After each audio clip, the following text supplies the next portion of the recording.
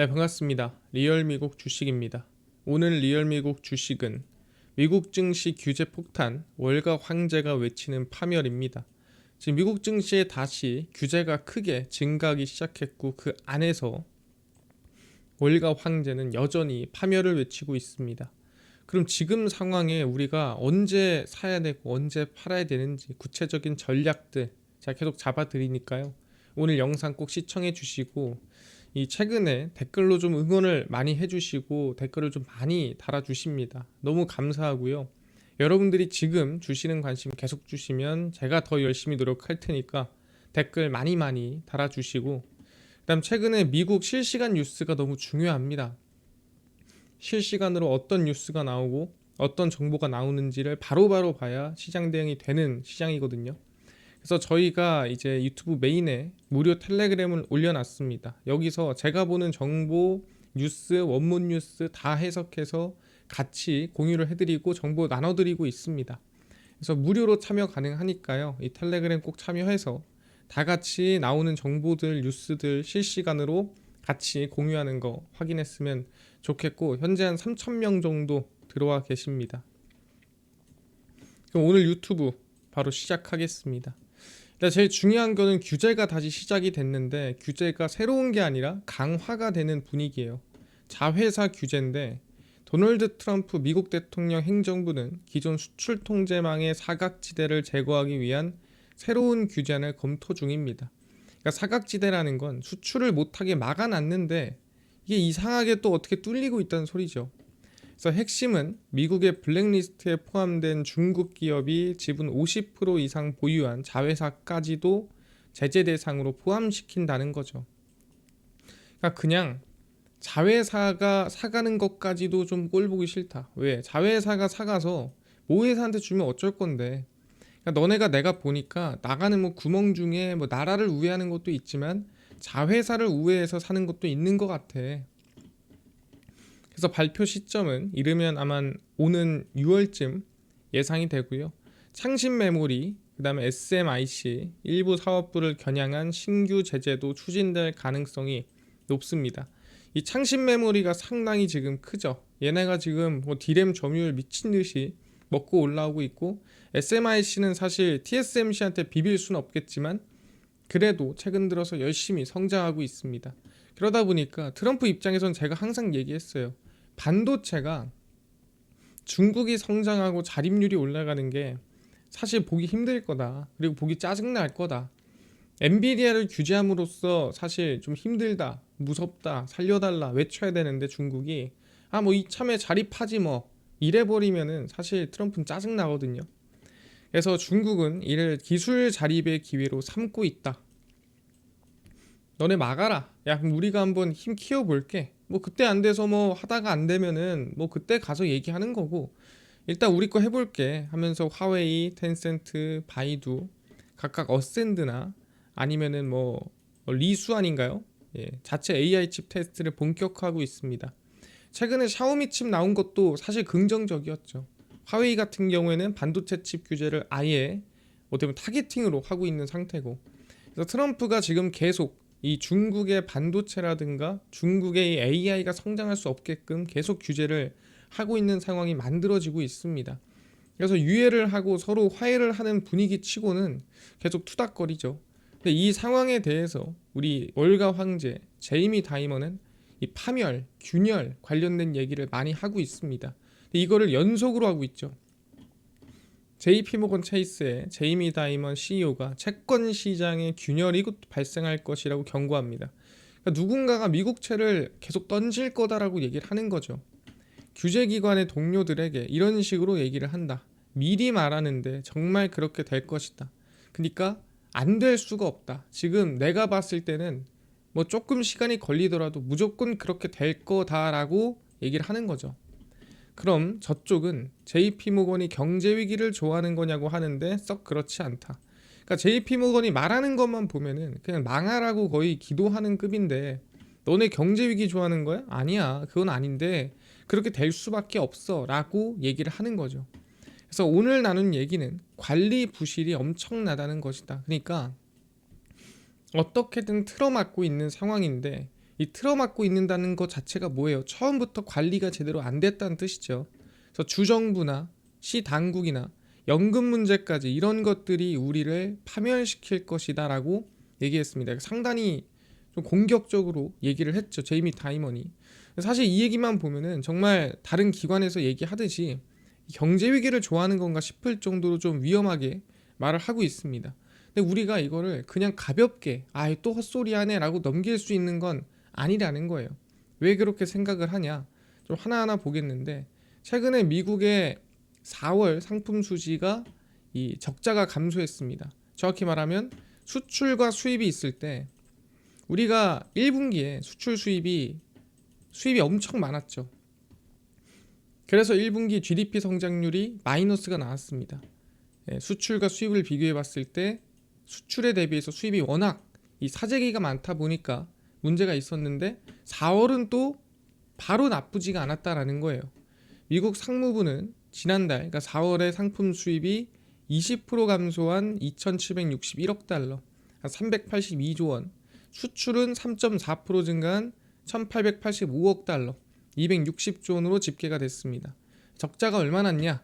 876억 달러로 121조가 났는데 이게 3월에 비교하면은 3월에 얼마 났냐? 1623억 달러. 그러니까 224조가 난 것 치고는 좀 많이 줄어든 거 아니니? 라고 하는 거죠. 근데 왜 3월이랑 4월이랑 이렇게 차이가 큽니까? 왜 수출 수입의 규모가 다른가요? 트럼프 대통령 재선 이후 상품 수지 적자는 몇 달간 급증했습니다. 왜 급증했습니까? 항상 얘기하던 거죠. 관세 들어가면 비싸게 사야 되니까 그 전에 관세가 부과되기 전에 미리 좀 사놓자. 그래서 사재기를 열심히 해놨다라는 거예요.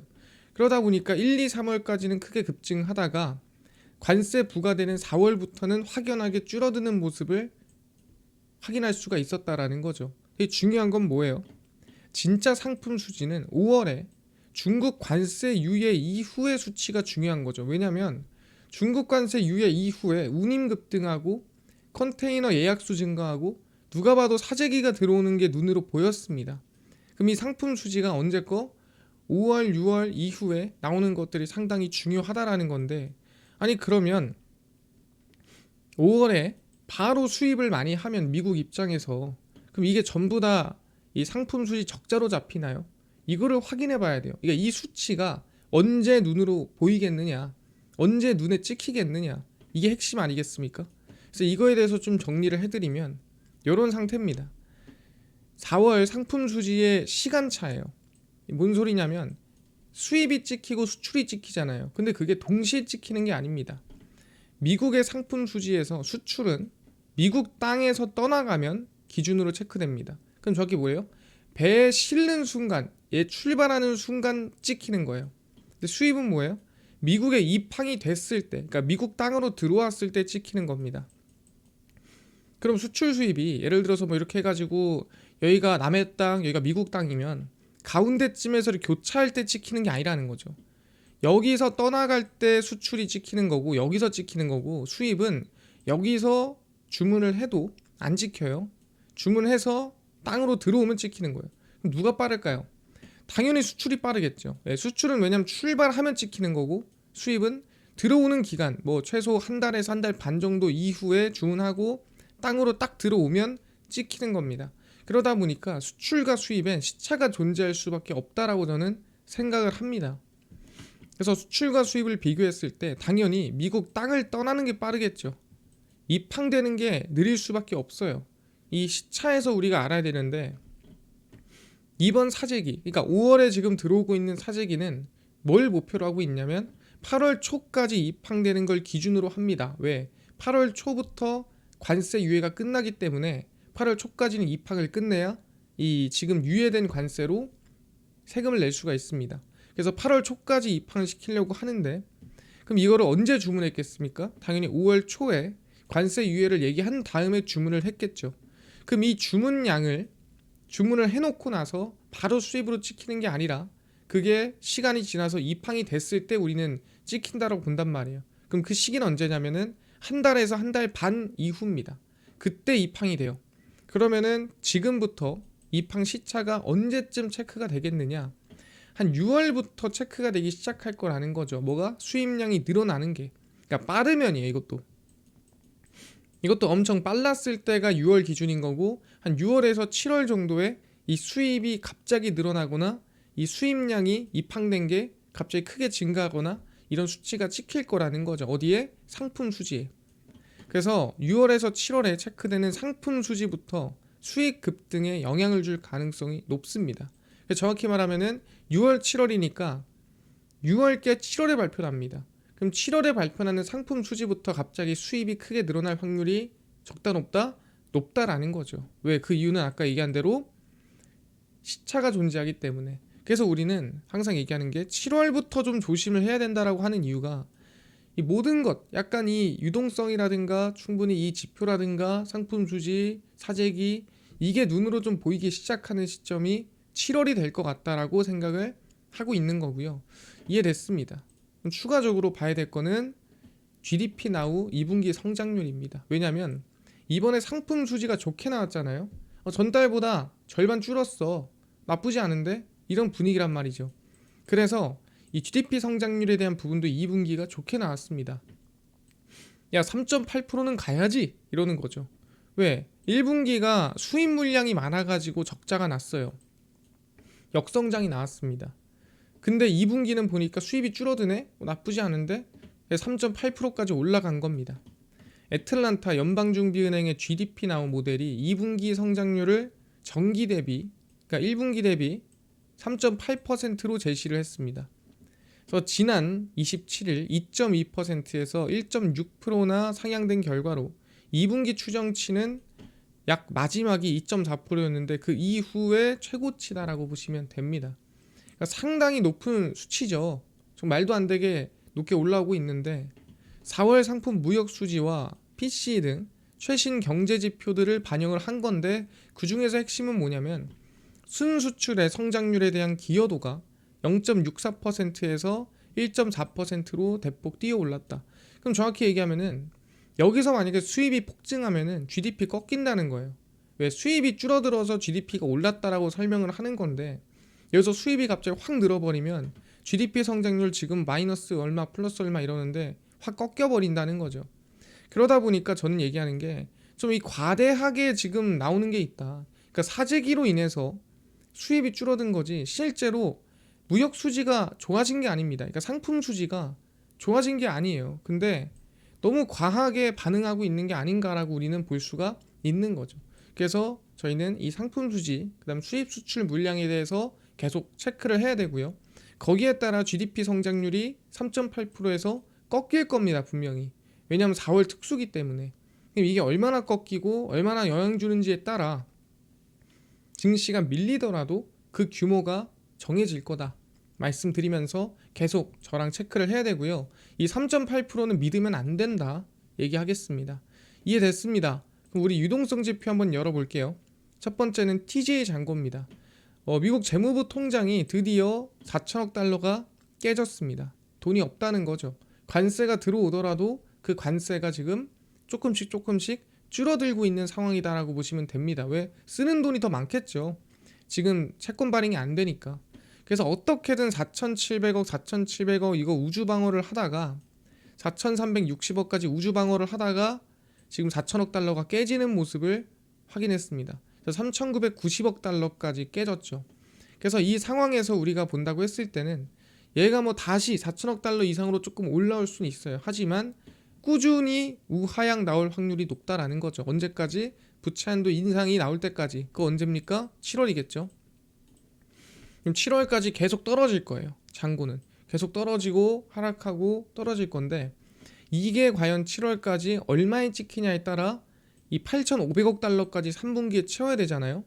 이걸 채우는 만큼의 이 규모가 시장을 얼마나 밀리는지, 시장이 얼마나 흔들릴지가 정해진다라고 말씀드리겠습니다. 그래서 우리는 아까 얘기한 대로 이 잔고가 얼마나 떨어질지, 얼마나 방어를 잘하는지에 따라 시장의 하락폭을 결정할 거다 말씀드리고요. 계속 체크해 보겠습니다. 그 다음에 영래포가 좀 뜬금없이 반등하는 모습이 있죠. 그래서 영래포가 사실 뭐 최근 평균 대비 좀 많이 오르긴 했는데 이 상황, 이 3,150억 달러에서 계속 올라가는 상황이 생긴다면 제가 다시 한번 해석해서 올려드리겠고요. 아직까지는 평균치 안에 있기 때문에 뭐 대단한 의미로 받아들이진 않고 일단은 이 역레포가 과연 우하향이 지속될지 어떻게 될지 체크하고 다시 설명드린 걸로 하고요. 아직은 바닥권에 있다. 근데 이 바닥권을 돌파하는 흐름이 나온다면 분명 뭔가 바뀐 거예요. 근데 그 바뀐 부분에 대해서 역레포 흐름 보고 설명 따로 드리도록 하겠습니다. 아직은 반등해도 낮은 구간이다. 설명드리겠고요. 두 번째는 이제 국채금리인데 일본은 국채금리를 이제 채권 연장하는 거를 막겠다고 했죠. 정확히 말하면은 채권의 유동성을 줄이겠다고 한 거예요. 그렇게 되면 당연히 어떻게 돼요? 흔하면 싸지고 귀하면 비싸집니다. 유동성을 줄인다는 건 귀하다는 뜻이죠. 그럼 채권 가격이 올라가고 채권 금리가 조금씩 떨어지고 있는 상황인데 격하진 않습니다. 미국의 30년 국채 금리가 떨어지고 있는데 최근에 관세 부과하고 좀 시장 분위기가 좀 애매하게 흔들리니까 채권 금리가 조금 떨어지고 있는 상황이고요. 뭐 제이미 다이먼이 경고를 하긴 했는데 좀 지켜봐야겠죠. 그리고 이제 지금 채권 이 금리가 떨어지고 있다 보니까 제가 얘기했지만 달러는 계속 바닥이 있어야 돼요. 저달러가 지속되면은 채권 금리가 떨어져야 되고요. 만약에 고달러가 지속되면 채권 금리가 올라가는 게 맞아요. 근데 트럼프 정책에서는 지금 저달러 정책입니다. 그럼 달러가 떨어지고 있다면 금리가 그대로 따라 내려와야 됩니다. 그래서 얘가 내려오든가 아니면 얘가 올라가든가인데 지금 얘가 내려오는 게 맞다. 그래서 미국의 신뢰도를 조금 더 회복을 하는 게 맞다라고 저는 생각을 하고요. 여전히 신뢰도가 높긴 하죠. 하지만 여전히 균열이 조금 가 있는 상태는 틀리지 않다. 웬 최근에 또 법원에서 관세 막 중단했다가 출발했다고 했잖아요. 그것 또한 상당히 지위가 흔들리는 그런 일 중 하나다라고 보시면 될 것 같아요. 그래서 결론 내겠습니다. TJ 장고가 3천억 달러대로 진입을 했어요. 정말 오랜만에 7월 부채한도 인상될 때쯤에는 한 3천억 초반쯤 되지 않을까 생각하고요. 그 정도면은 시장이 충분히 어느 정도 흔들릴 가능성이 높다 말씀드리겠고 계속 이거는 추적하겠습니다. 트럼프가 다시 중국 규제를 시작하고 있죠. 그리고 철강 관세도 6월부터 2배 올리기로 발표를 했습니다. 최근 들어 다시 움직이고 있습니다. 그래서 미국의 상품 수지가 4월 미리 사재기해 놓은 영향으로 긍정적으로 발표됐습니다. 수출은 그대로인데 수입이 내려갔죠. 근데 5월에 중국 관세 유예가 나왔기 때문에 사재기가 들어오고 있는 게 눈으로 보였죠. 그럼 그게 상품 수지에 영향을 줄 수밖에 없어요. 언제? 6월이나 7월 상품 수지에. 그래서 이 부분은 우리가 부정적으로 보는 게 맞습니다. 왜냐하면 이때는 사재기 때문에 안 샀지만 이때는 또 사재기를 하고 있기 때문에 그래서 아마 6, 7월에는 이 상품 수지에 대한 부분 시장이 부정적인 영향 가능성이 높다라고 저는 생각하고요. 지금 운임으로 체크했죠. 디램 가격으로 체크했죠. 컨테이너 예약수로 체크했죠. 실제 5월에 저희가 사재기가 들어오고 있다는 건 여러 방면의 체크가 끝났기 때문에 가능성이 높다라는 겁니다. 그래서 여전히 부채한도 협상, 채권금리, 관세 협의 영향으로 지금은 관망이 맞다. 제가 항상 얘기하지만 지금은 살 때 아닙니다. 보유자는 분할 매도 하시고요. 신규 진입은 하지 마라. 지금 고점에 따라잡을 때 아니다 라고 얘기를 합니다. 그래서 7월에 약간 밀릴 확률 여전히 65% 열어놓고 가겠습니다. 많은 분들이 야 너는 폭락론자냐 라고 하는데 아니에요. 저희는 항상 뭐라 합니까? 그냥 바닥에 사고 싶은 사람이에요. 그래서 항상 저희는 밀릴 때 사세요, 밀릴 때 사세요 이런 얘기 하거든요. 밀릴 때 사시고 그래서 항상 4월에도 분할 매수를 얘기를 했었고 밀릴 때 저희는 항상 분할 매수 가능하면 분할 매수 하세요라고 써놔요 이렇게. 근데 지금은 저는 살 때가 아니니까 사지 말라고 하는 겁니다. 그래서 저는 제가 대응하는 그대로 같이 정리를 해드리고 설명드리는 거고요. 결론은 그래요. 관망입니다. 신규 진입은 안 합니다. 저도 진입 안 해요. 그래서 미국 증시 고점 부근은 7월 전망하고요. 7월 이후에 밀리기 시작하거나 눌리기 시작하면 그때 관심을 가져보는 게 좋을 것 같다 저는 생각을 하니까 지금은 좀 지켜보면서 가도록 하겠습니다. 그런 부분이고요. 제가 항상 이렇게 시장에 대해서 좀 최대한 디테일하게 실시간으로 올라오는 정보들을 정리해드립니다. 왜? 마켓 타이밍이에요. 우리가 언제 사면 좋을까를 계속 저랑 같이 체크를 하는 겁니다. 그래서 수요일, 금요일, 일요일 저녁 10시에 올려드리니까 꼭꼭꼭 같이 확인해 주시고요. 저희가 무료 텔레그램에서 미국 실시간 뉴스나 정보들도 같이 나누고 있다라고 말씀드리죠. 정말 중요한 뉴스들 실시간으로 전부 다 올려드리고 원문이면 해석돼 있는 거 올려드리고 하거든요. 꼭 참여하시고요. 한 3,000명 정도 들어와 있습니다. 저희 리얼 미국 주식 여러분들의 사랑으로 커가니까 댓글 많이 달아주시고 유튜브 구독 꼭 부탁드리면서 오늘 영상 여기서 마치고 다음번에 더 좋은 영상으로 찾아뵙도록 하겠습니다. 감사합니다.